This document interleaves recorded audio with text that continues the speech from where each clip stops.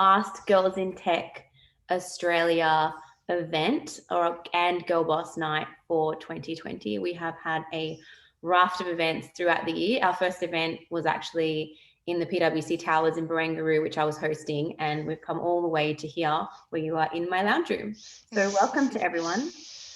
Before I kick off, in the spirit of reconciliation, Girls in Tech acknowledges the traditional custodians of country throughout Australia and their connections to land, sea, and community.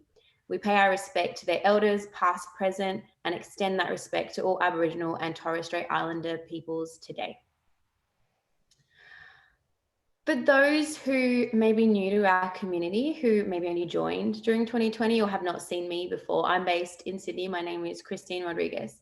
I am on the board for Girls in Tech in Australia. We're a global not-for-profit. For those of you that don't know, we were founded in 2007 in San Francisco by Adriana Gascoigne, and we've got about 50 chapters plus globally at the moment, 2 of which in Australia, 1 in Sydney and 1 in Melbourne.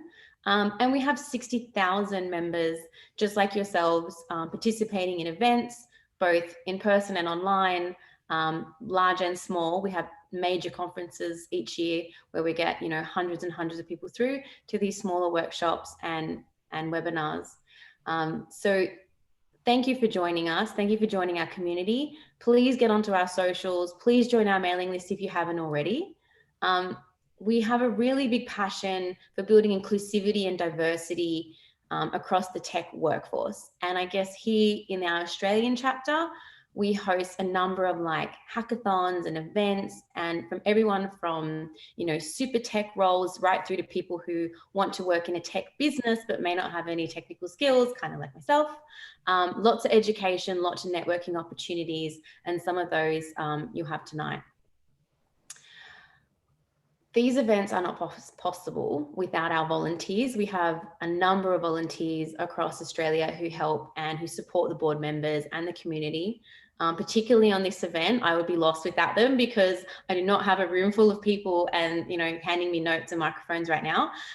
So it's all done online. And so I wanted to thank Jamuna, Liana, Karen, Kasha, Kushla, Susan, all the board and all the other volunteers that share and post and like and comment on everything that we do, because without you guys, it's not possible.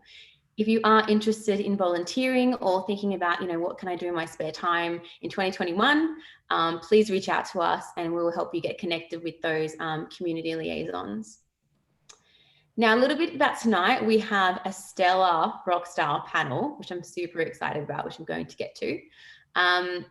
We're going to have some panel questions throughout the evening.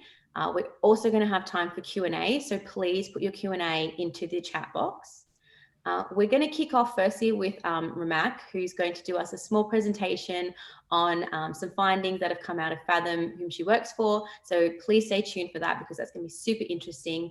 And then at the end, we're going to have what's called speed networking. So I haven't done this before, so I'm a little bit new to it as well. I'm very good at networking in a room. That's kind of my job. But in these sessions, you're going to be put into a room, 15 minutes with 4 people you probably don't know, and you'll be able to have a chat, reflect on what you've learned, and think about how to connect in the future. There'll be 2 15-minute sessions from 7:30 to 8. So if you can stay along for that, that would be great.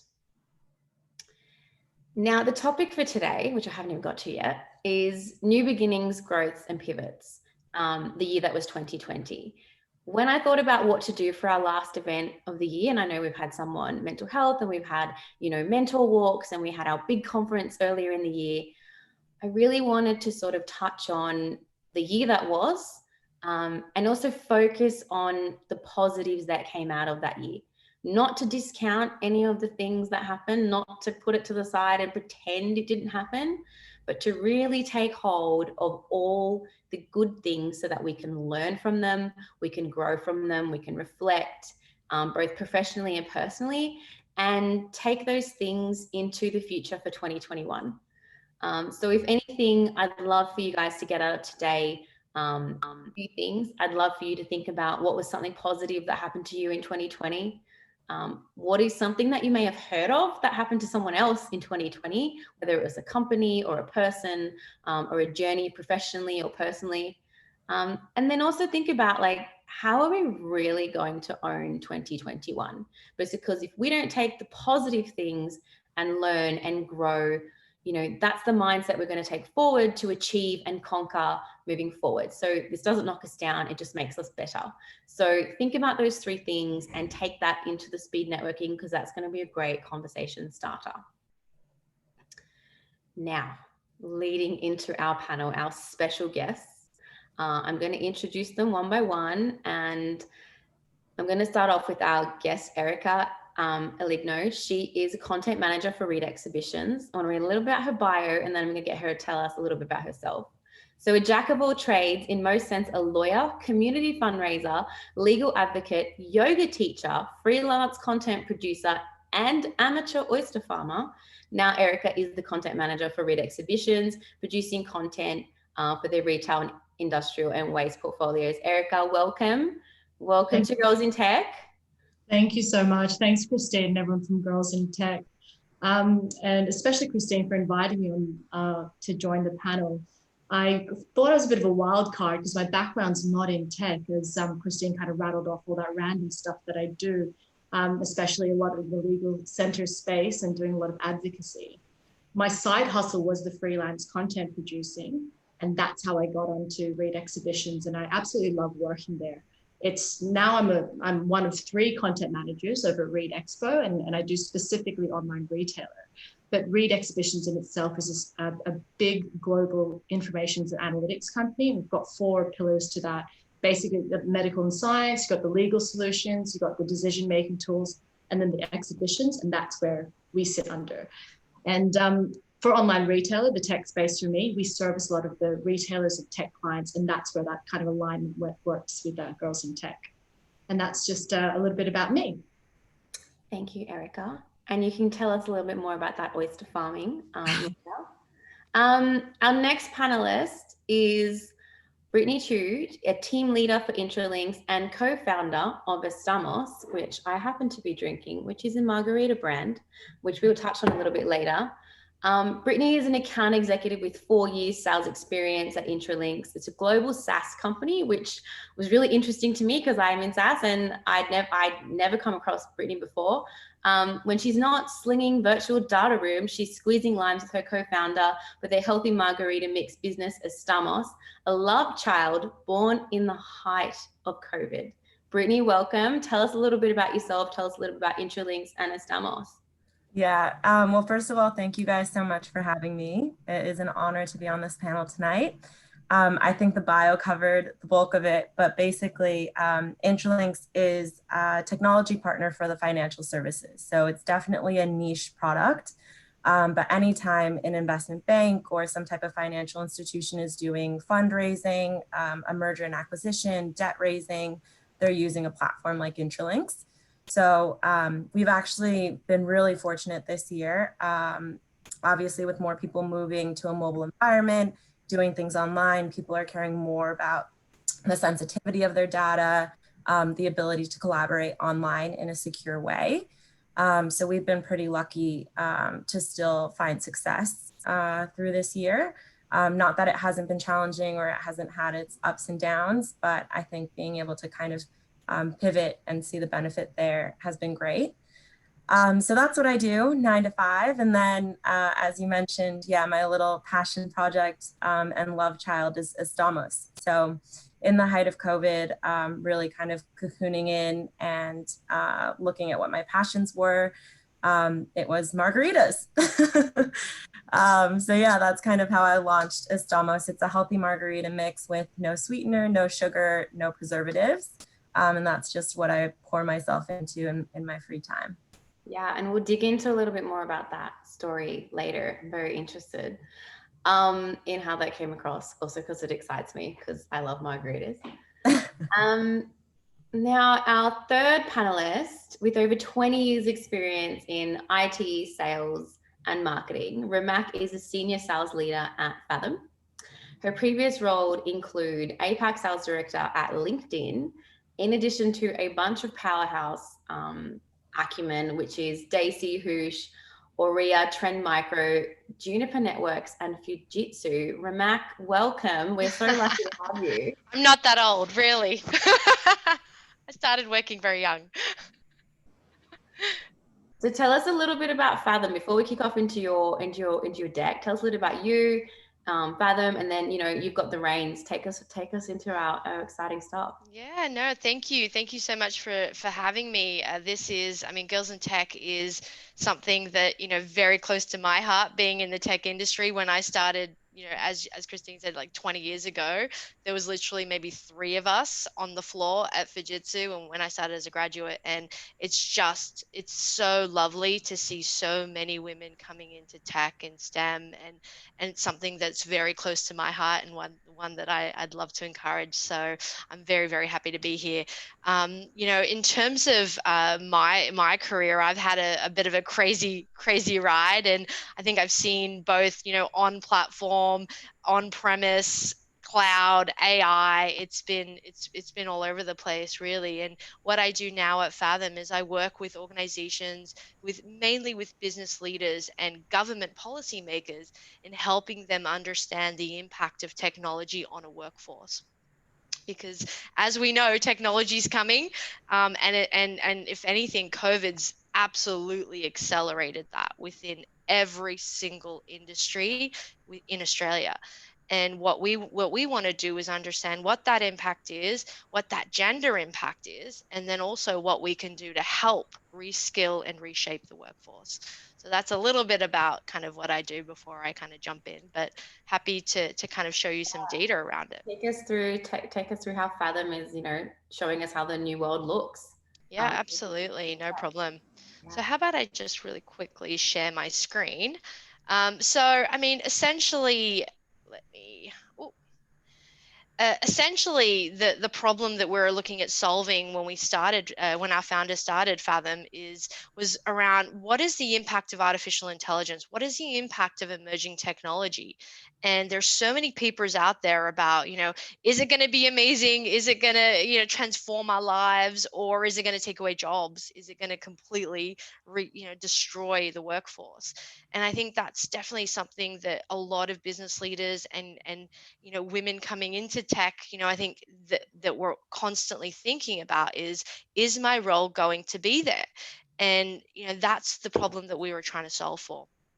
And essentially, our platform is able to do that. And when we're looking at some of the statistics that I thought it would be interesting to share today, looking at COVID in particular and the impact of the workforce within COVID and remote working, we can see within the jobs within our platform, we can see that females are actually at more risk than males of having their jobs automated. And that's really in particular to serve certain industries that we're really predominantly placed in. So if we think about retail, if we think about healthcare, some of those predominantly female weighted industries, that's where we're seeing a lot of that impact. And so what we did at Fathom is we actually built out this model to look at what the impact of interactivity based on productivity is to every single worker within a workforce. So we could start to look at those impacts, not only at a macro level, but really within a micro level to every single job within a workforce. And if you look at the bottom quadrant, we're looking at the axis of how much human interactivity does my job need, and can it be done remotely? And when we did these analysis, we were able to see that women in particular were actually more impacted from COVID and needed to be, they were the front line, a lot more in the front line than the male counterparts. And so what we needed to do is, especially for these females, one, be able to understand how we could get them back to work safely, but two, understand what is the impact if we're gonna add a technology within certain roles, what would that impact be? if we look at the healthcare and education and accommodation food services within Australian industry, they were probably the top 3 that are most impacted for women across Australia. So as you're thinking about for women on this call that might be in those industries that are looking at transition pathways, it's definitely something to consider as you're looking for reskilling pathways. And we're able to kind of look and have a deeper dive of what that transition pathway could be for these particular industries that have been most impacted. I mean, we know that automation, we know that technology is really having a massive impact on robotics, right? So adding in robotic process automation and taking away a lot of that frontline work. And then of course, through COVID, accommodation food services has been majorly impacted as well. So I guess in one part, we wanted to say, okay, who's being most impacted? But then the other part is, what do we do about this? How can we build these future capabilities for females, in particular in Australia, to help build that out? And I think that there's definitely opportunities here from looking at the data and being in this industry. You know, as women, this is not a doom and gloom opportunity. And of course, there's there's men in the audience as well. But I think from a gender specific girls in tech, I think there's a lot of opportunities for us to be able to look at.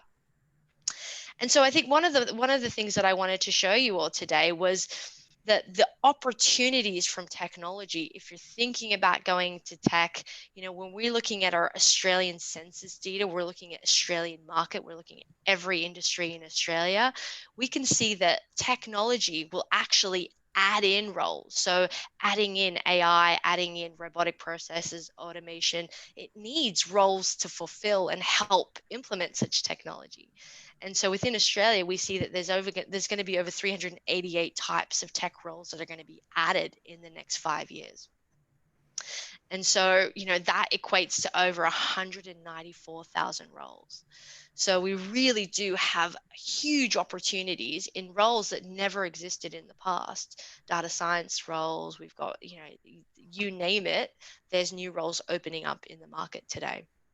And these, again, the point to take here is that in these roles, I mean, Australia is really suffering for a skills shortage. So there has never been a better time for us to be in technology and really using this space, using this time to really think about what we want to do and really kind of help transition into those roles.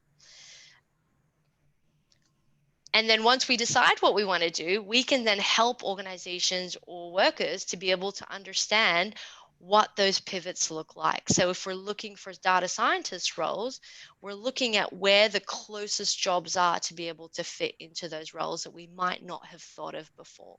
So using our platform, we help with, you know, New South Wales government, over 400,000 workforce use our platform to help pivot. It's a good title because it's relevant for this topic, to help pivot these people to other roles that they need. And what we're looking at in these pivot scores is we're looking at the best transition pathways to filling in some of these tech roles that we need for the future. So we can start to think about not what you do today, but what your skills and capabilities are to help you transition to future roles. And I think that's the key. And I guess leading on to that, you know, when we're looking at our skills and capabilities framework, we're looking at things like digital outcomes. We're looking at core future skills and capabilities. We're looking at leadership skills. And it's actually really, really, really surprising and lovely for me when I was looking at our data to show that actually women are better positioned in many of these core areas for our future skills and capabilities framework. So as you think about kind of advancing in your career, making a pivot to IT, we actually have a lot of skills and capabilities to help us move into this direction, which is, you know, I think phenomenal. And I'm happy to share these slides with you. So in all, I guess what I wanted to share today is that it is not doom and gloom. We are definitely better positioned for the future. And I think that it's definitely a time for us to take advantage of that, figure out what we want to do, and use this period to really kind of to grow in and build from that. So I think that's pretty much the crux of what I wanted to share. I'm sure you guys have got a lot of questions. I'm happy to share some of my slides and data points, and then of course run through any questions that you might have.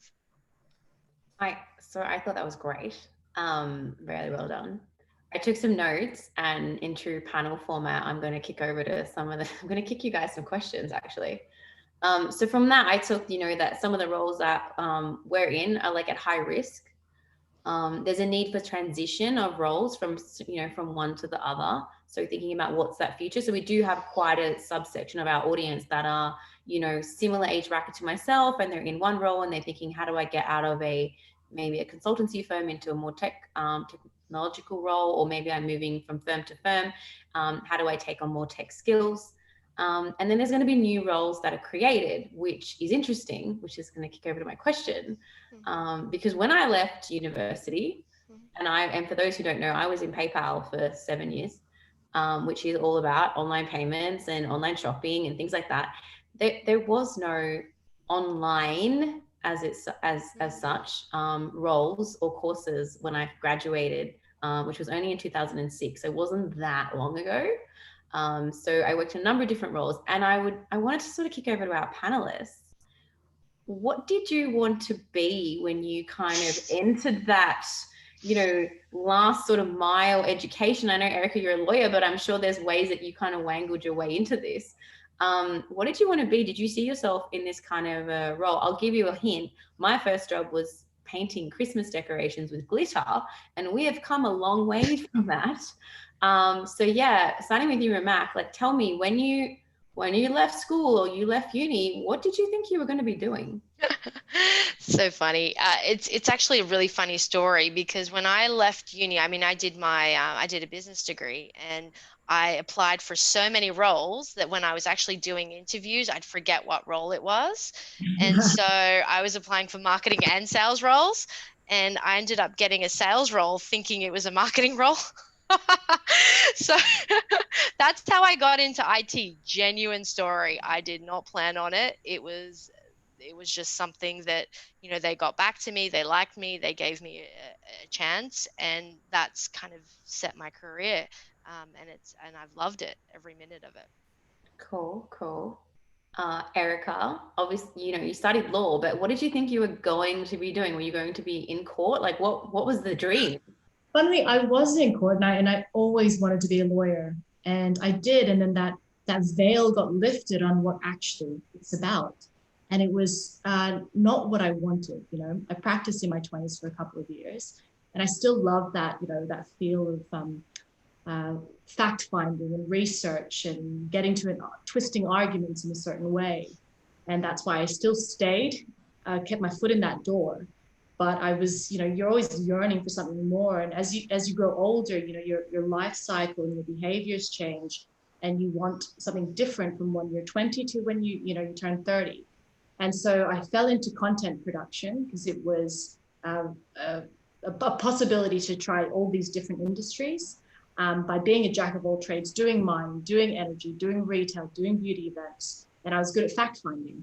Never really an expert, but just good at fact finding, understanding what the key drivers were for industries, and getting those people who were the experts to talk about these things. With regard to what's happened with COVID, and I feel like we need to drink every time we say COVID, like to take a shot, to say pivot, drink, pivot. No, I'm just joking. With regard to COVID and how that's actually impacted my role as a content producer, I've actually had to shift as well and be more of a digital content producer. And I had no skills in that regard. And I was sort of panicking that it was kind of opportune that I did a couple of introduction into coding and web development, understanding what front end development, back end, and full stack was, because I was like, I've got to change. But it was very reactionary, my response to COVID, and that made me reassess what I was doing as a content manager. And I realized I actually love it. I love doing the content manager because I can go to all these different industries. I can speak on beauty events as well, and how IT plays a role in that. I mean, I'm guided by people like yourselves in the audience who are, being courageous and doing different, digital jobs. And Ramak, I'm definitely going to pick your brain after this as well. So what I want to be now, I don't know. I was so goal orientated in my 20s, and now I'm sort of just like going with the flow and seeing where opportunities take me. I love it. And Britt, tell me, data lakes and data rooms were all dreamt about. No, absolutely not. I mean, even if you Google like a virtual data room, it's pretty tough to understand what it is. So I kind of just fell into that. I actually started off in advertising, absolutely hated it. Joined a startup it was a food media company. So I'm actually from the US. I grew up in LA and was working in New York. So did New York advertising, then was working at a food startup, absolutely was obsessed with it. And then doing kind of more of like a community growth type of role. And then someone in my building worked at Intralinks, and they were hiring. And so I was looking for an exit from my startup, and that's kind of how I fell into it. But it ended up being the job that I kept the longest and the one that I was surprisingly most excited about, which you wouldn't really think. I had no clue what the company was, didn't really understand it. But I think tech sales has just been an incredible route to go down. And it seems like there's endless opportunity. And my manager, she's referenced that, being in tech sales now is kind of like being a banker in the 90s. So it's incredibly lucrative and some really good opportunities out there if you get in with the right company at the right time. So yeah, it was a happy mistake. We all kind of just landed in tech by accident, which is what I gathered from this. And I guess the overarching is that we just kind of learnt new things and went with it. I do have one question from the audience though that I think is quite relevant while we're on this topic. And it's from Stephanie in Melbourne. And she did say, how do you keep updating your skills in a constantly changing world? And I might have a little crack at this and then feel free to jump in, guys. For me, I work at Adobe now, and I'm traditionally I was a marketer, and then I moved into e-commerce, and then I moved into a whole bunch of roles, and I manage technology partnerships, which is third-party technology. So I have to learn everything that Adobe does and everything that our partners do, in theory. But I guess I would say is you've always got to be learning, and you've always got to be learning sort of at that top line. And then when you need to, you go deep. So I don't know how to code. I probably could, and I've done coding before, but it's not something that I need to know right now. So I would say is as you're constantly moving towards different roles, you need to pick up the things that are relevant to that, next 6 months or next 12 months. It wouldn't make sense for me to go too far forward and too deep into things that I've not actually got my hands in right now because I am working. If you're still studying, and if it's not available through your course, do those online courses, or look in other areas, read a lot of content. I get a lot of my knowledge out of LinkedIn and a lot of my knowledge out of going to events. And one hot tip I say, if you do get to go to in-person events or even events like this in future, is just take one thing. If you learn one thing at an event, you go to an event tomorrow, you can take that one thing into that event as a conversation starter to learn another thing. And you just kind of keep moving along with that. That's my take on how to keep learning. It's just start at the top and go deep when you need to. Girls, ladies, any commentary on that? How did you learn, or like, how do you keep learning? I mean, AI, data rooms, all a bit intense. I can help. I mean, I think that for me, again, my job is, and I tell this to my team, that you get paid to learn. That is your job. Learn, and you get paid for it. Amazing. So if you're in a job, whatever it is, try to learn as much as you can from different people. Don't stick around the same people. Learn from customers. If you can be in a customer meeting, throw yourself in, throw yourself outside of your existing role and try to be in other meetings or different activities that are happening, because there is just so much that you can learn that you don't realize. That's the easy answer. The harder one is, kind of getting out there and kind of doing the courses when you're interested in something. I might interject here as well, and taking off, following on from Christine Ramick as well. With regard to those learning courses as well, like I think about the digital skills that I'd need to do. And two particular that I like is LinkedIn Learning. If you've got that premium account on LinkedIn Learning, they're bite-sized. You can do courses at your own pace, 30 minutes each. You know, I'll be doing project management or change management. So we went through a lot of change as an exhibition and conference company. And also Harvard Business School, edX, offer free online courses as well.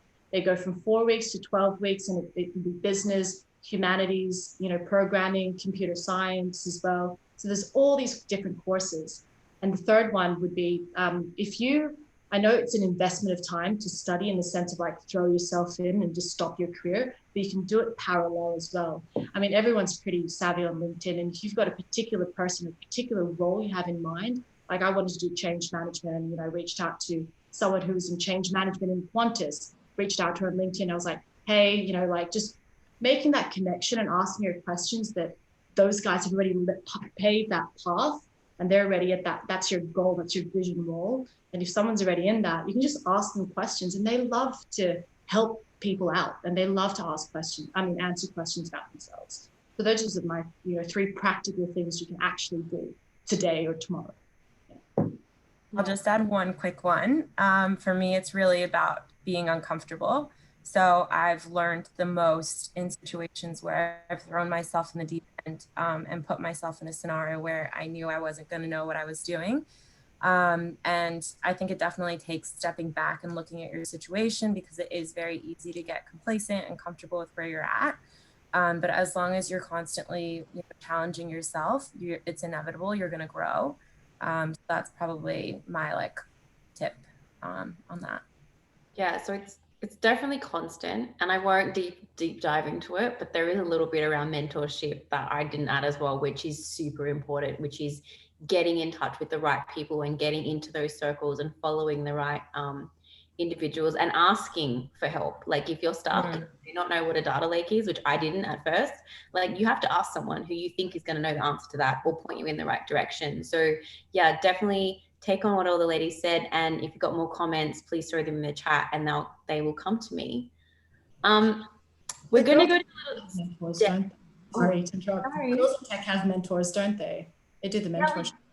Yeah, we do mentor programs. You can always reach out to me. We've got a large network, and you know, our volunteers range so wide, and so do our board members in their career journey. Like not everybody is like super seasoned, and there are some people that are quite new. So like there's different people at different stages and different role types, and lots of companies. So please join the chat, you know, connect with us. And like I said, if you join the community, you get exposed to more and more individuals who will know more and more individuals.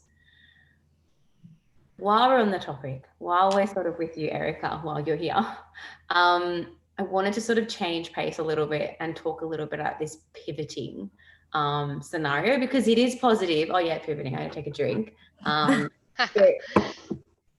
2020, it had positives, but a lot of those positives came out of people changing the way they do things. Now, I also worked for a startup for a little while, and one thing that you love to hear in startups is they've never done it before, so everything is a new way, right? It's like it's new, it's fresh, it's what have you. Then you move into a really big business, and they always say this is the way we've always done it, and that is career suicide or company suicide in a world like today.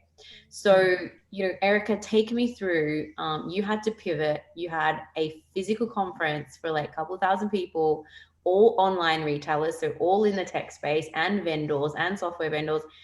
Tell me how you pivoted, you know, what was your focus? How did you get through that? You know, give us some advice. Yeah, of course. This is quite specific to the event industry. Obviously, we were impacted by COVID. You know, online retailer, if people aren't aware of it, it's an event that we host every year, normally in July, which is like peak lockdown period. And we have about 2,500 people attend physically to the event, from exhibitors, you know, from the vendors, everyone in the tech space. And it really is a place for everyone to gather, you know, and Adobe and, you know, have been there before, and they support too. And what we needed to do, and the reason I prefaced my introduction before about who Reed Exhibition are, and we're part of that RELX group. RELX group actually operate in 40 different countries, over 180 nations, there are 33,000 people. Online retailer itself is just this pocket within RELX and RXA, and we're very agile. Us as a event portfolio, we're very agile and being able to pivot quickly. But we were in a cocoon with this like massive group that, you know, there's so many checks and balances that we have to do. So we had to innovate within restrictions. So when we innovated within restrictions, we looked at firstly what was our objective. We're not going to just put on an event for the sake of putting on an event, like, you know, that I did with some of the other portfolios that I won't mention. But we had to understand what the objective was, and then understand the tactics around to get to that objective.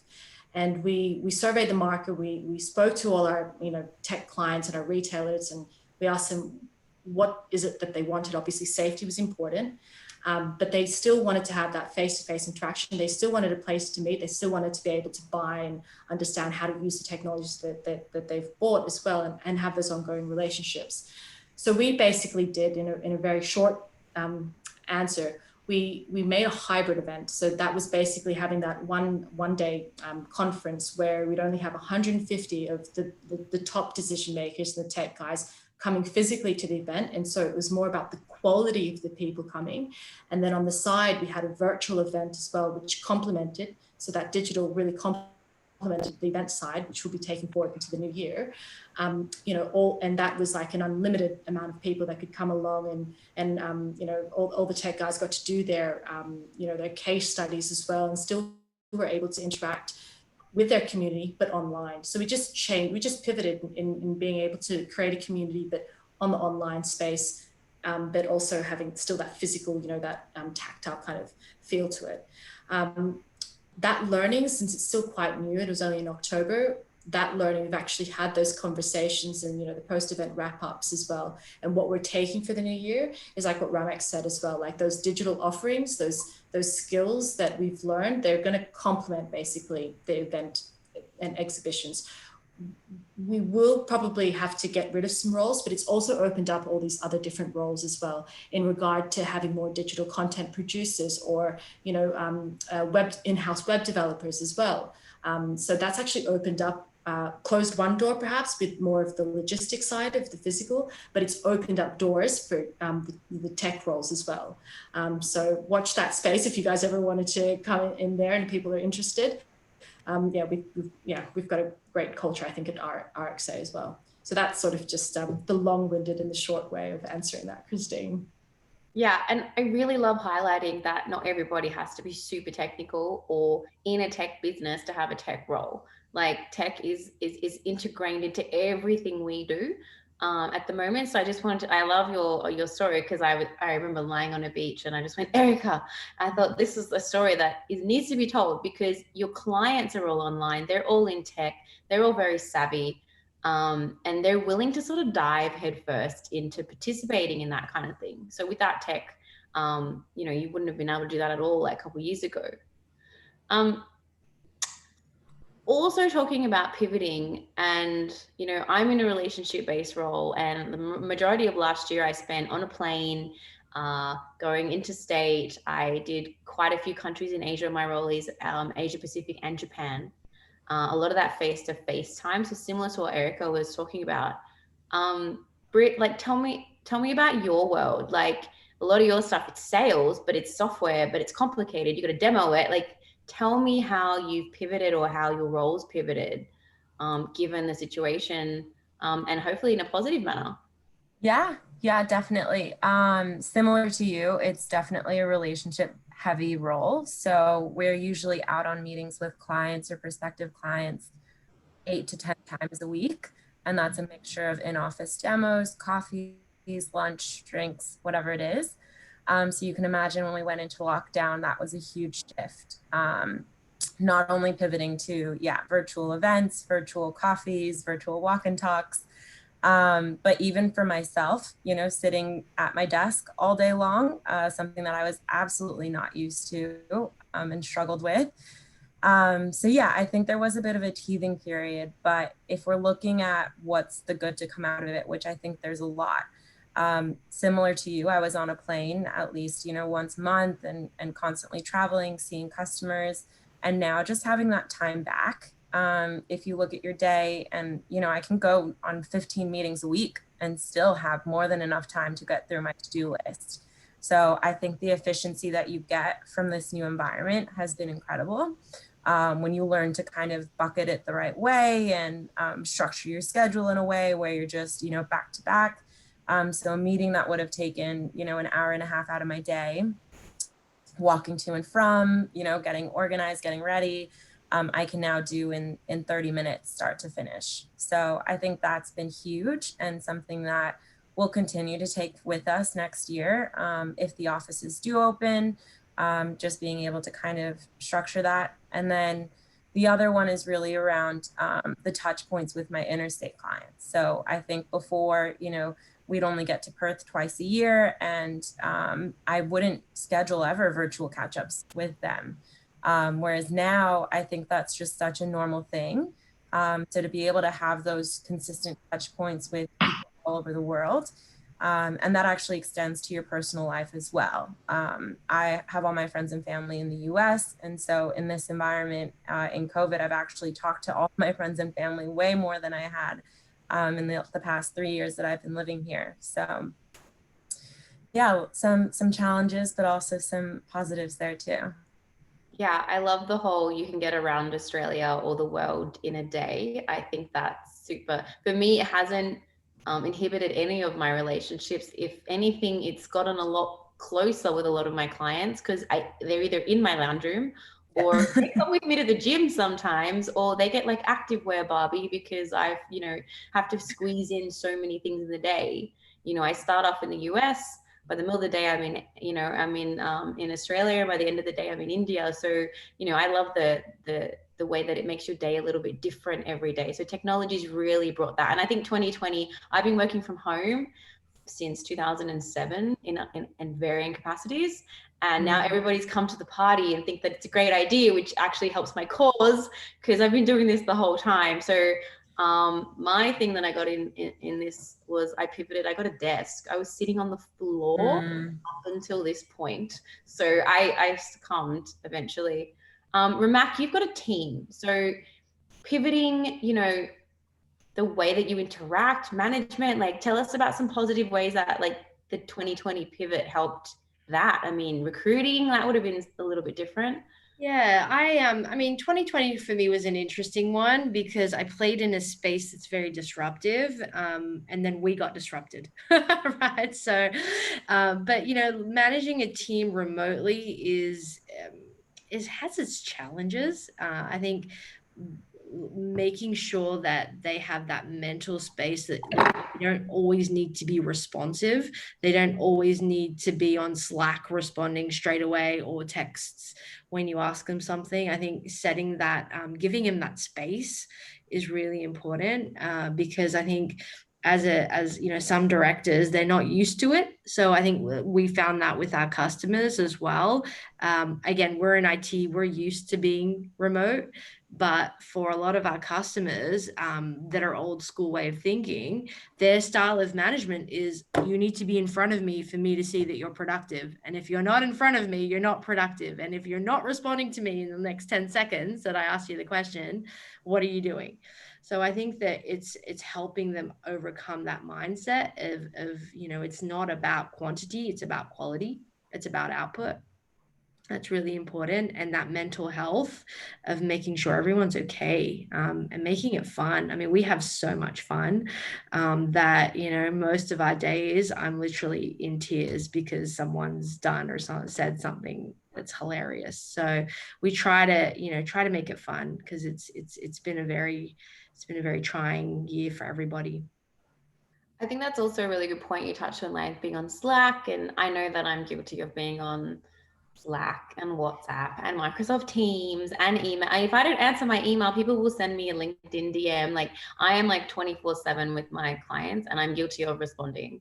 So, I guess in that world, what's your medium of choice. Mine's definitely WhatsApp. And then how did you sort of learn to switch off that, or sort of take away from that? And then I'll go to Britt. He'll give us a bit more of a deep dive. But yeah, Ramak, tell me your messaging of choice. And oh my God, pick an option. So I'm the same, right? So I've got everything, but I think that if you want to get in touch with me, call me, right? Like, or text me, and I'll always get back to you via text. So I think text is if it's emergency. If it's not emergency, I'll get back to you when you need to, when I can, right? I think I've set that precedence for everybody that, people are busy. We're busy. We're doing Zoom meetings back to back. So if it's urgent, text. And I think for me, being able to switch off, it's been certainly difficult. Honestly, it really has. I'm not going to lie. I have, there was a point where I was totally addicted to my phone.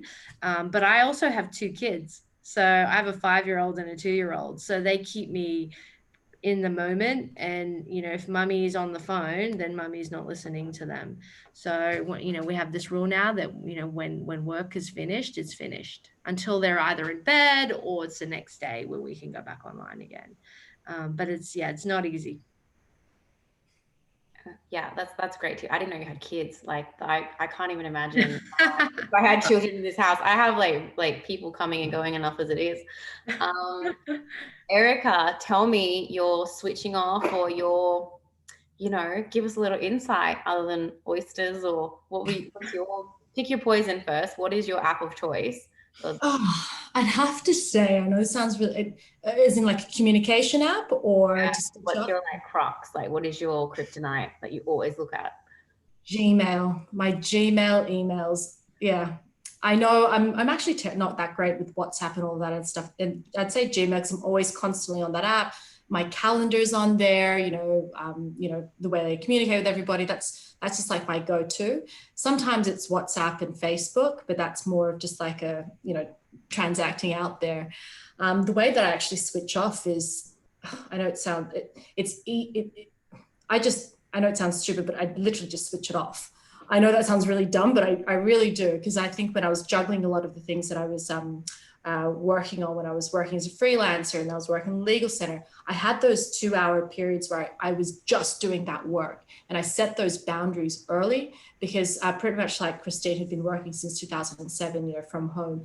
I've been freelancing for a couple of years now, for like 5 years. And I had to be able to compartmentalize my time from the power hour. I'd put that in my calendar, and I wouldn't accept meetings. And I'd actually do that. And then I started my master's a couple of years ago, and I put an app like this social media blocker on my phone, so it actually do the readings, and that actually worked. And in regard to the oyster stuff, the reason I can switch off quite easily as well, because I sometimes live in a van with my husband, and we go on our surfing trips, and sometimes I'm not charging my phone, and that'll be weekends where I'm just not on. And people know that boundary, and they know that I'll get back to it, because life isn't actually an emergency, unless it's actually an emergency, of course, but my work life isn't an emergency. And that's what I've learned. Yeah. I love the concept of van life. That's my dream. That's my ultimate dream. Van life. But I'm not there yet, but we'll get there. And I would say for me, I don't switch off really well, but every morning I get up, and COVID has allowed me to do this through winter as well. And I go to the ocean, and it's a little bit about being uncomfortable, a little bit Wim Hof. And I go in the ocean, and I go in for 10 minutes minimum. It doesn't matter, like raining, winter, like sunny day, 10 minutes as soon as I wake up, because it's enough time to be really uncomfortable and hate life. And then you kind of enough time to calm down, stop shivering, just get out of my head. And then by the time I've done that and had a coffee, I'm just ready to take on the world. So I only do it for 10 minutes. I only get out of the space for 10 minutes. But if I don't, it's a really bad day for everybody else. Brittany, tell me about your switching off and what you did, your new beginnings, and how COVID positively impacted your world. Yeah, definitely. So switching off, I think, is tough for me to do in terms of black and white, but I think the way that I do it, and I don't have a lot of other responsibilities or obligations. So I think it's definitely, I'm fortunate to be able to do this, but I essentially compartmentalize similar to what Erica had mentioned, and I'll just work in blocks. So that I know that are super important, I'll get them done, and then I'll reward myself with maybe like a little treat or something, and kind of just work through. And if I know I have a plan for the night or something to do, then I'll kind of power hour and get stuff done in the time that I need to. So kind of just depends on the day. But in terms of like mentally and emotionally switching off and finding excitement somewhere else, that's kind of how the birth of Estamos came about. So that's my healthy margarita mix. Christina's a big fan. So yeah, that was kind of born out of COVID. And growing up, I'd always been very creative and not really had a lot of outlets for that. So while I love, girl boss and being in sales and in tech, I also really love this creative element. And so part of COVID, with that extra time that I was getting back and the inability to see other people, I started to really think about what my passions were and try and get back into touch with that side. And it was so random, but I guess my passions are around margaritas. So yeah, that was kind of my COVID baby. And I just love pouring myself into that outside of work and being able to see that grow and do the creative elements of that business. So it's been very energizing and rewarding for me. And how new is new? Like, how new is your business? So I thought of the idea Cinco de Mayo, so that's May 5th, and then was making essentially, so they're healthy margarita mixes. There's no sweetener, no sugar, no preservatives. Was making it in my kitchen for a few months, and then maybe about 2 months ago moved to a producer. And so now the shelf life lasts 3 months, and I can now sell to bottle shops and farmers markets and actually get it out there. So very, very fresh, but it's been so much fun to work on it. Yeah, super interesting. So also saying, you can be in tech, you can have lots of different skills, you can pivot, you can new beginnings. I really love that. And I really think they're delicious. I do buy them frequently. So I can endorse it slightly. But I would say congratulations, because that's a big feat. Like dealing with COVID, the mental strain, being away from your family, being like working from home with everybody else in your home, and then doing something on the side, it's super, hats off to you. I had a lot of side businesses in my time, and I don't have any anymore for that reason, because they are super hard work. Although I did get to use one of my skills recently. It was Halloween, and it was a dress up theme. And I used to be a professional face painter. And I wrote my team meeting dressed as a lion. So yeah, you do get to use those side hustle skills later in life. Any side hustles from the two of you before I switch to my audience Q&A? Ramak and Erica, anything you want to share? Side hustle. I mean, I ran a business for about, 10, 12 years. So I've done that. Real hustle. A lot of work. Actual hustle, yeah. Erica, anything? So, you were already in. You're like living your side hustle as your real hustle now. I am, and now I'm just trying to find a new side hustle that's actually sustainable. That's the thing. I'll dabble in a lot of things, but whether it sticks is another thing. Nice. I taught myself to sew, face paint, all sorts of things. Never come to me with a job. We have an audience question. I'm going to ask it, and I think Ramak's probably going to be able to give the best answer, because I'm not the best person to answer this question. Katarina asks, with so many people applying for a position, and obviously that's the way it is right now, it's really competitive. How do you handle being told it was between you and another person and you just missed out? What's your feedback on that? I mean, I can give my candidate feedback, but not as a person who has staff. Yeah, I mean, unfortunately, it comes down to the best person suited for the role, really. And I've had to be on both sides. I've been on the other side too, to be honest. It's not a nice feeling. It definitely isn't. There's this, that rejection isn't that's not, nobody likes to be rejected. But I think if you reflect on it, you can ask them, like where do you see, where was the gap for me? I think being very open and asking them for that, because if you've gone through an interview process, you've obviously put in some time and effort into that. So I think the least they can do is give you that feedback. And that's what I try to do with every single candidate that I go through. And, if they didn't make it, I will let them know that, hey, look, I think you're amazing. This is kind of where you fell short in, or this is, it was just experience here, or, so it really, at least they can go back and work on it. Or they can't, right? It's just, if it's an experience thing, there's not a lot of stuff you can do, right? Like you can just go get more experience. And so it's not a personal thing. So don't take it personally. I think that's definitely number one. It's a numbers game. Even going for jobs is a numbers game, right? Like it's like anything, right? So being invested in it, I know once you get to that last stage of interview, you start to get very vested in a company, in the people you're meeting with, in the idea of it. But the advice that I give people is try to not get vested too much, and have different options, and get feedback, because all of these ones are leading you up to the role that's actually meant for you. Do you guys, like Brittany and Erica, have anything to add to that? Yeah, I'll add something. I've had to hire a few people lately, and I think to what Ramak said, don't take it personally. And oftentimes you forget that you're not the only one being interviewed, like you're also interviewing them. And you might, get all excited about the role, but it might not be the right fit. And I think sometimes it's hard to see that because you're obviously looking for a role, and sometimes you have the rose tinted glasses.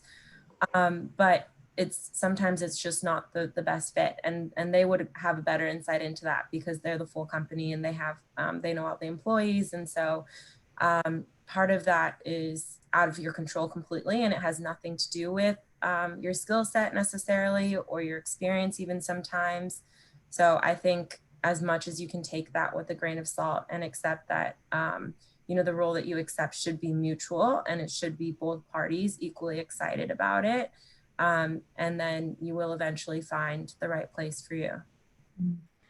And I would say a little bit around, just to add to that, like take a punt. Sometimes like you're going for a role, you're like, it's the job I wanted and I missed out.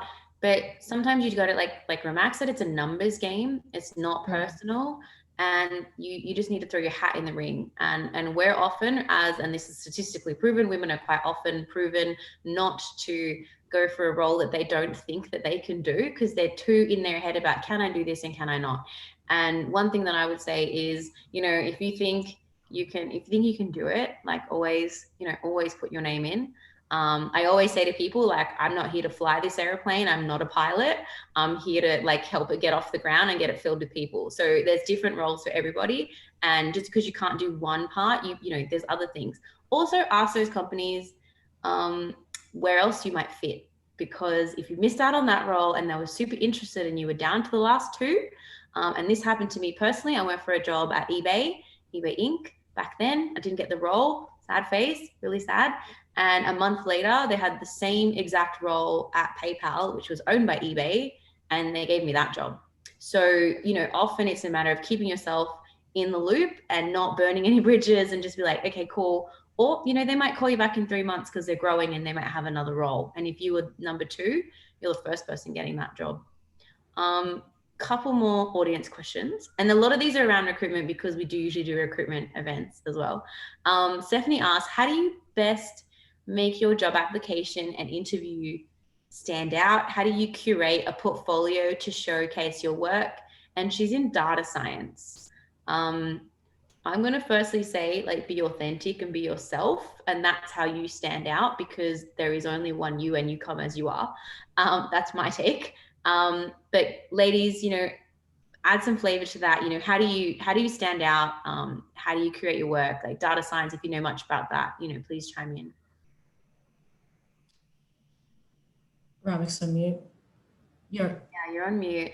I'm happy to jump in because I work with data scientists every day. And it's actually amazing because we have a lot of women in our data science team. It's something that I'm very proud of at Fathom.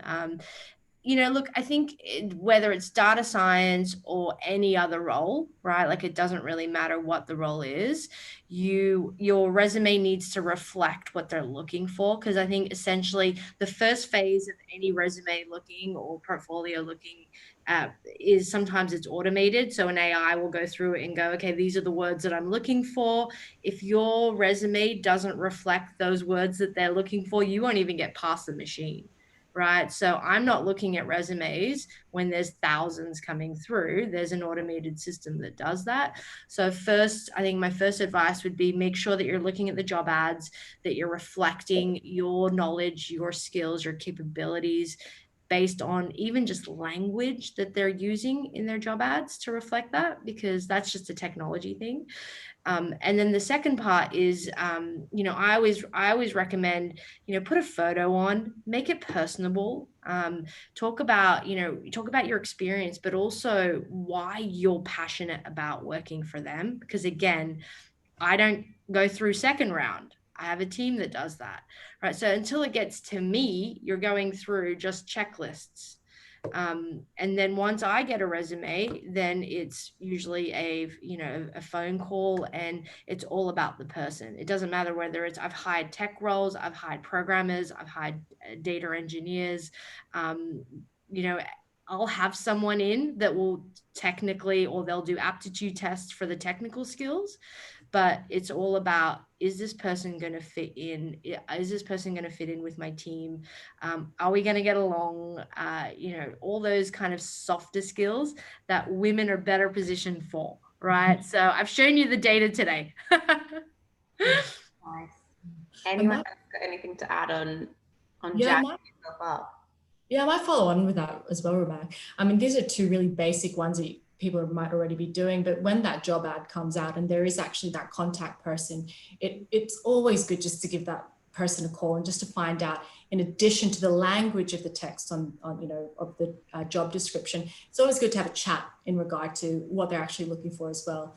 And I actually didn't know that about the AI and picking up certain words, but I always used to just go back to a job description and make sure I was personalizing that resume as well to what they're actually looking for, rather than giving that blanket template as well. And if you get a chance, and if you have a friend or a colleague or a soft acquaintance who's already in that specific role of data scientist, I like to show them my resume as well. And I've got a mate who's a recruiter in IT as well. And sometimes when I'm going for random role, like digital content producer, not that I hope no one's in the company's hearing this, but she'll have a look over it as well, because she's a recruiter. She knows what they're looking for in the language as well. And it always helps in regard to that. And yeah, that's pretty much my 2 cents.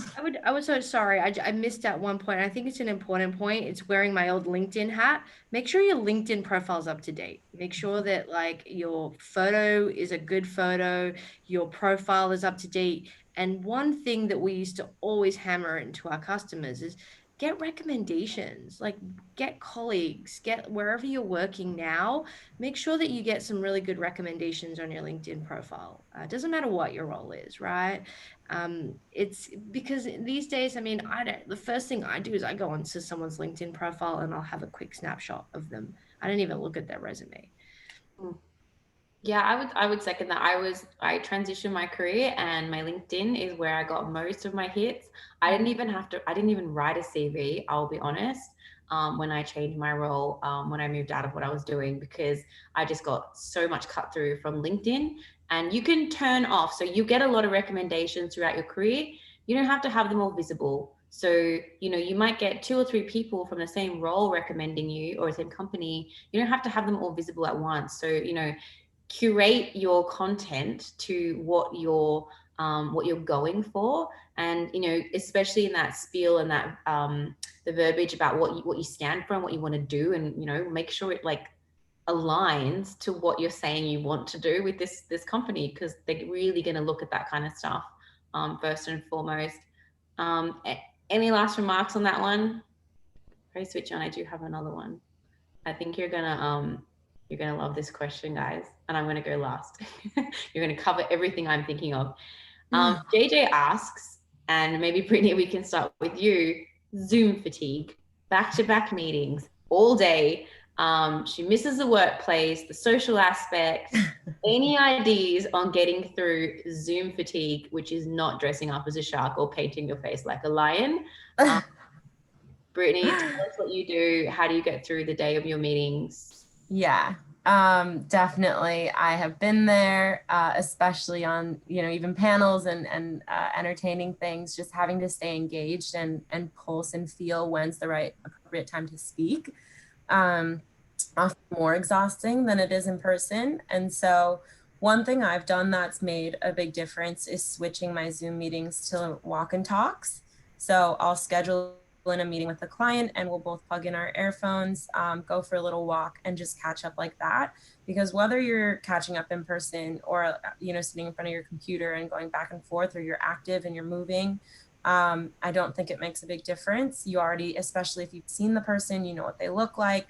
And I think also, if anything, there's some benefits to, being active and releasing serotonin and being in a better mood when you're speaking to somebody. So I think that's probably been the biggest switch for me. And as much as I can do, a walk and talk or some type of active catch up, I'll schedule that in. Erica, what is your Zoom fatigue?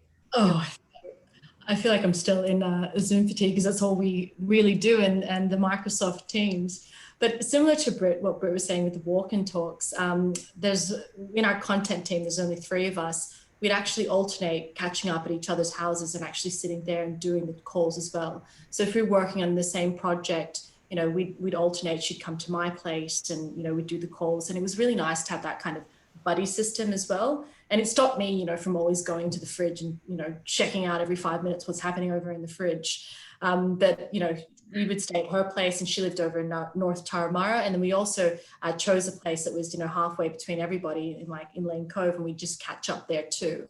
But with regard to what Britt was saying, and I love that idea of once you've met someone already, you can just go on the phone and go for a walk. I live quite close to Centennial Park, and I was doing those kind of catch-ups there as well. And when we'd have sales meetings, one of my girlfriends who was working at Reed, she lived in Bondi, and we would walk and we would meet there. It was 5 minutes for both of us, and that helped to get rid of the fatigue as well. So still learning as well from what everyone else can offer. Mac? I don't know if I can help here, honestly. I'm in the same boat. I have so many Zoom meetings. It's very difficult to have a client meeting where it's already hard enough to gauge where they're at. So, and a lot of our discussions are kind of enterprise level discussions. So we want to see some face. And so the way that we do it is basically, if it's an internal meeting, turn your video off, right? I think part of that video being on is causes a lot of that. And so just if it's internal, it's not needed. I know what you look like, so that's fine. I can turn the video off internally. But yeah, it's a hard one because today I started at 6:30 in the morning with our global team, and this is my last kind of online, and it's been back-to-backs. So I can't offer. I did have 2 physical meetings today, so it's nice to break it up. I am huge on turning off my camera for internal meetings, and I'll start vacuuming or cooking something, in the background. Yeah, I like that. I might commission that internal meeting, what I look like thing. Because all my team is based in the US, so I'm often on calls, and I do Zoom calls on a Saturday morning. We have a team call. It used to be on a Saturday morning because I'm the only person not in that hemisphere, so we've changed that now. It's a Friday morning. But tips I would give you, and there's different types of Zoom meetings, right? There's Zoom meetings where you have to be interactive and you have to speak. And then because I'm in more of a technical space, sometimes I really just need to listen and watch the slides. And, they go through technical integrations and roadmaps and really deep, heavy stuff. So often what I'll do is I learned during COVID how to throw my MacBook Air to the Apple TV and put it on the bigger screen. So if you have access to a television or something bigger that's not your little screen, because I don't have a full setup, I would do that. If it's not required for me to participate, I'd definitely turn my camera off. And then in that case, it's on the big TV. Some of the things that I did, and I'm really conscious of our Melbourne audience, couldn't go for walks. Height of COVID, I had an exercise bike. I was really lucky, but some people got those mountable things for their bike. So I would be an hour on the bike looking at someone present to me custom integration for a third-party technology into Adobe technology. That's what I'd be doing. Or I have like one of those fitness bands, and this is kind of like your walk and talk, but you know, you can pump out some glutes or some, you know, things like, there's like floor exercises and things. So if you have your computer on and you can see it, there's no reason why you can't be moving in some respect. I'm not saying cook an entire recipe and follow something and be super distracted, but if it's just kind of keeping you a little bit like, so you're not fidgety and you're not just eating constantly, because I would be guilty. I just eat carrots all day or celery all day. I would do those kind of things. So yesterday I did a Zoom meeting on my carpet. I just lay there, I did some sit-ups, and I watched it. I had my noise cancelling headphones in, and I kind of just move around. So I'm not like negatively fidgety and doing things that would distract me. But I'm still keeping my body and my mind active. I think with Zoom, you get tired because you're sitting in the one spot. And like Brittany said, I was not used to sitting in the one spot very long. I don't even go to the office. I don't even know what that's like. And being in my apartment, especially in the height of lockdown, and you can't leave your four walls, I had to just create a racetrack. So that would be my tip, is just keep moving. And then in between your little things, do a jumping jack, do some breathing. There's heaps of cool people online that have like, you know, there's someone that has a 7-minute yoga, like a sun salutation thing. There are some that are really short, even if they're like 30 seconds. Really get out of your head, do a breathing exercise, learn how to do some meditation that's super short, because you need that downtime in between if you can, just to catch your breath. I find it guilty. Sometimes I'll be like 4 or 5 hours and I haven't moved from the one chair, which is not good for any of us. So that's my tip on Zoom fatigue. Get one of those stretchy fitness bands and do some glute work. We still have 15 minutes before we kick off into our rooms, and we don't have any more Q&A, but I did want to sort of kick over back to our panelists and sort of take it back a notch. We've talked a lot about sort of these, you know, these professional pivots and what have you. Taking it onto like a personal note, and, you know, you can choose to answer or choose how deep you go with this. You know, what things do you think as a positive, you know, you've learned or happened to you in 2020, and things that you'll be taking forward or commanding to happen in 2021? Like, take us through something that we're going to be talking about in the next section, either professionally or personally. Who wants to kick off? Well, I'll kick off. Professionally, I think I've sort of covered where we kind of moved with online retail and read exhibitions.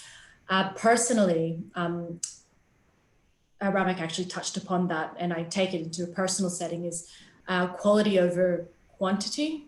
Essentially, more is not always better. And I noticed that with bigger groups or bigger settings. I was always into having large, you know, gatherings and all of this, but obviously COVID prevented us from doing that. And I've actually relished in the fact of having those smaller, intimate gatherings.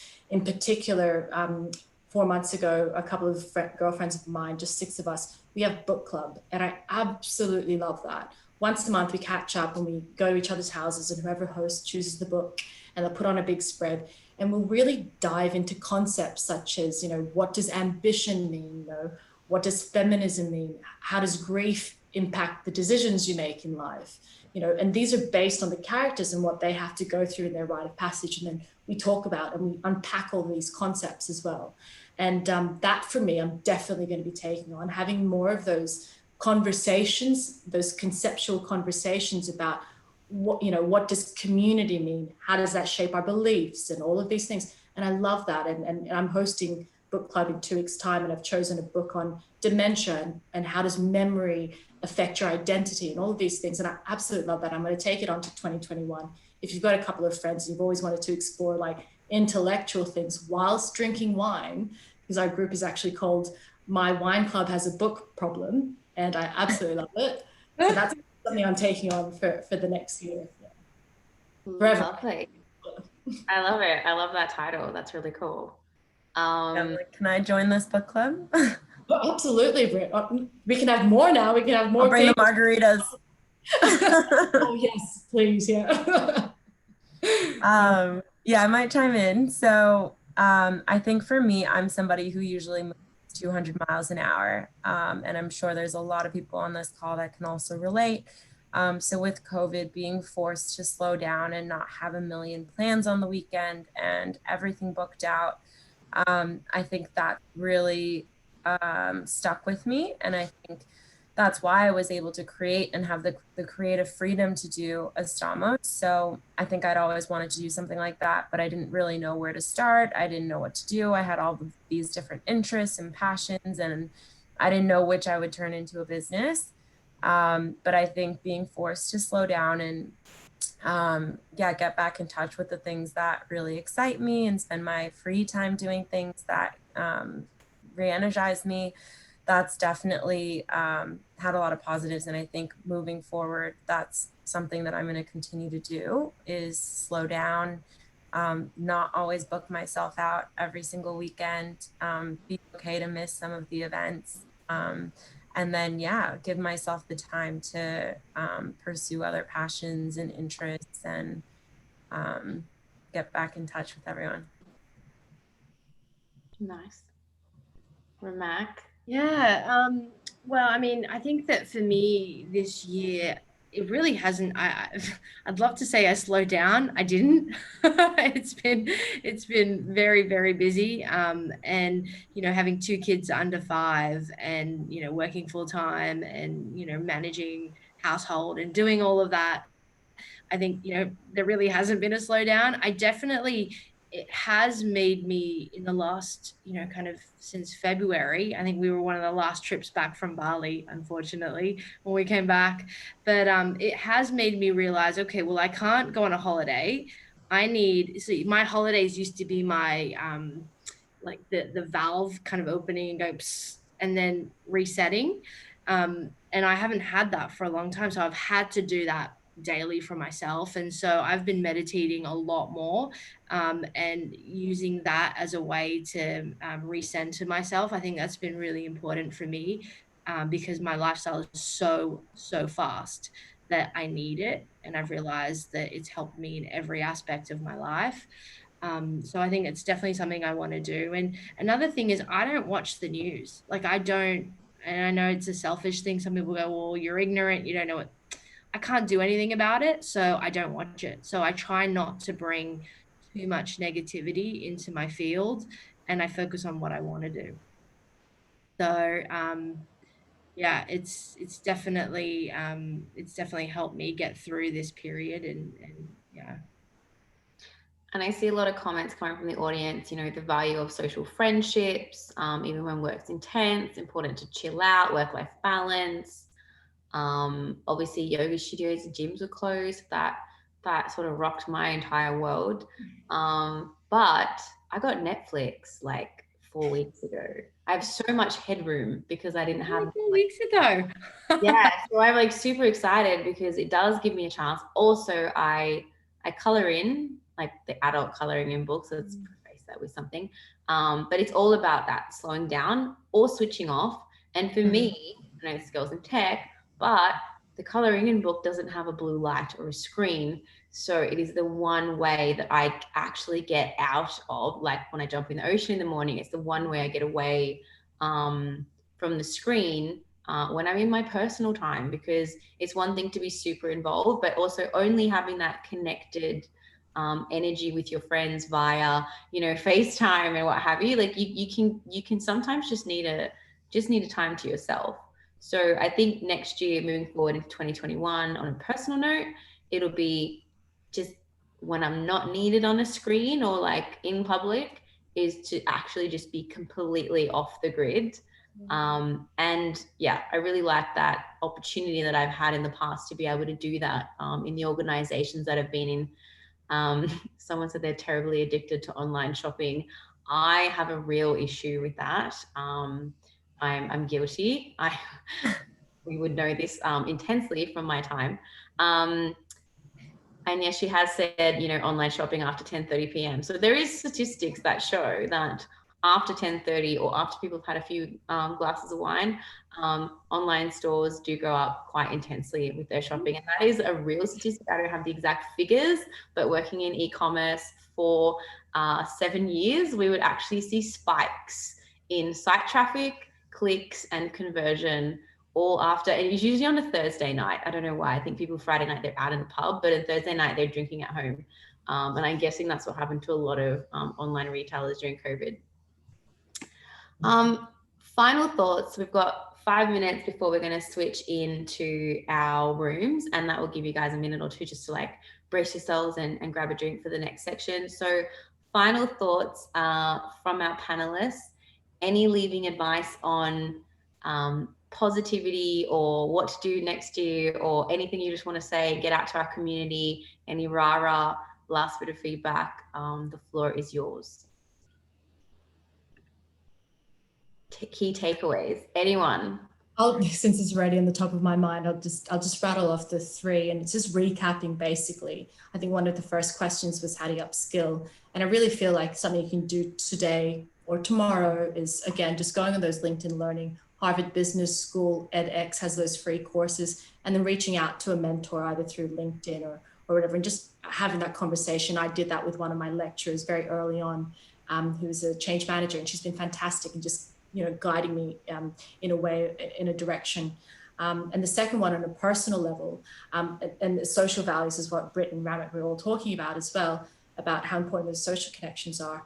I've actually gotten to know my dad better and an elder better by just having a conversation with them, getting to know them, like, what his childhood was like, what was the best advice he got from his parents, what advice would he give me, what was it, he's a first immigrant to Australia, and I never have asked him in my life, what was it like upending your life from the Philippines and moving to Australia?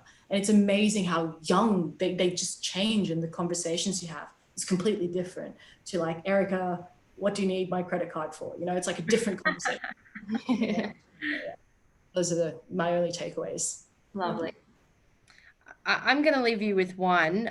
If you just take that away, I will be happy. I think that there's, from my experience, and again, I'm going to talk about Girls in Tech, is really about, if you're in technology or wherever you're working at the moment, make your intentions known to your manager, to your team, like where you want to be. Let people know it.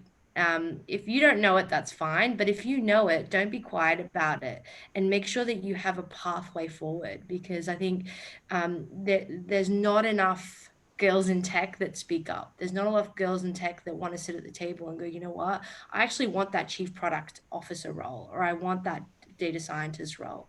So I think it's really important for, one, you to know what you want to do, and then second, to make sure that your managers, your team know where you want to go, and then for them to build a career pathway to help you get there. I think that's going to be really important.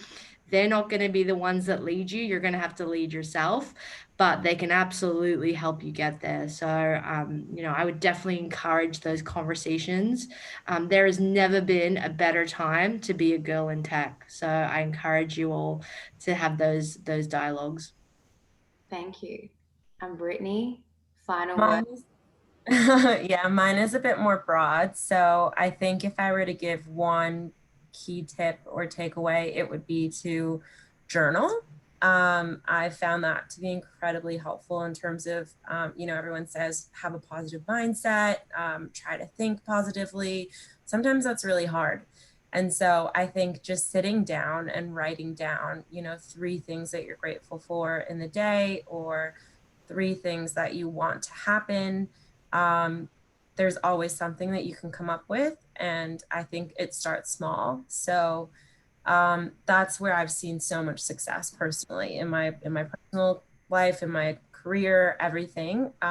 Just being able to sit down, write it down, be positive, have the right attitude for the opportunities that come, view every negative and kind of understand what can I learn from it, how can I grow from it.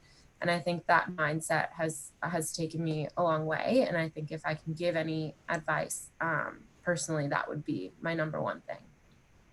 Thank you so much. And that is really great tie-in, because that is all what I wanted today to be about, is uplifting, being grateful, and looking back on something that wasn't the greatest, but actually a lot of great things came out of it.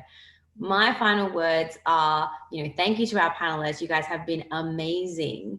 And for the girls in the community and women who join us, please connect with each other, share your LinkedIns. When you go into the networking session, talk about your positive things. Don't leave a room without someone's details, and follow up. It does take a village. You need mentors, sponsors, colleagues, peers, supporters. You need all these people to make that happen. So don't be shy, and make sure you continue that conversation. And please join our next event. If you're not on our mailing list, please join up.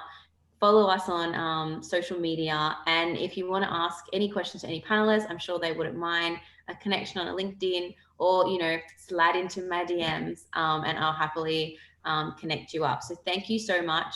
We're going to move into our speed networking. So in a few moments, your screen will switch. You'll end up in a room with 3 other people, and try to share as much as you can about what you learned today. And if you can share something you heard or that's happened to you, let's keep that positive vibe going. And I really appreciate it. And thank you for all the events this year. That's like our 3rd one hosted in Sydney, and probably like over a dozen hosted nationally. So myself, the volunteers, and the board really do appreciate you guys, because without you, we wouldn't be here.